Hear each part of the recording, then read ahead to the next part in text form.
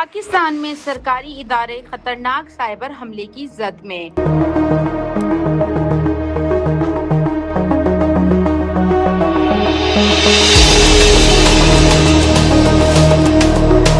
پاکستان سمیت 5 ممالک میں سرکاری اور اہم اداروں کو نشانہ بنانے والا خطرناک سائبر جاسوسی نیٹ ورک سامنے آ گیا۔ روسی سائبر سیکیورٹی کمپنی کاسپروسکی نے خبردار کر دیا۔ دیکھیے نشریہ کی یہ خصوصی رپورٹ۔ کاسپروسکی کے مطابق ہنی مائٹ نامی ہیکرز گروپ نے پاکستان، بھارت، میانمار، منگولیا اور روس میں سائبر حملے کیے ہیں۔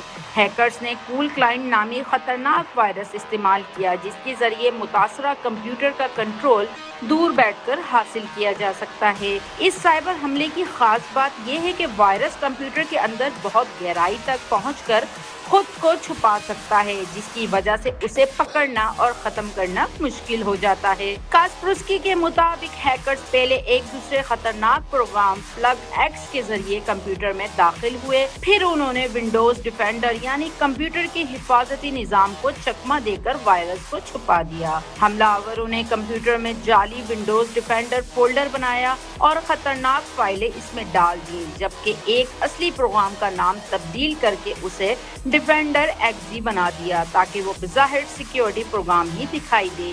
اس کے بعد کمپیوٹر آن ہوتے ہی وائرس خودکار طور پر چلنے کا انتظام بھی کیا گیا۔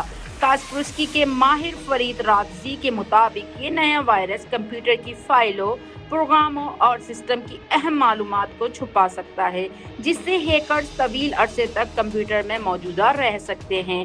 کاسپروسکی نے پاکستان سمیت تمام متعلقہ اداروں کو خبردار کیا ہے کہ وہ اپنے کمپیوٹر نیٹ ورکس کی سیکیورٹی مزید مضبوط کر دیں اور کسی بھی مشکوک سرگرمی پر فوری کارروائی کریں۔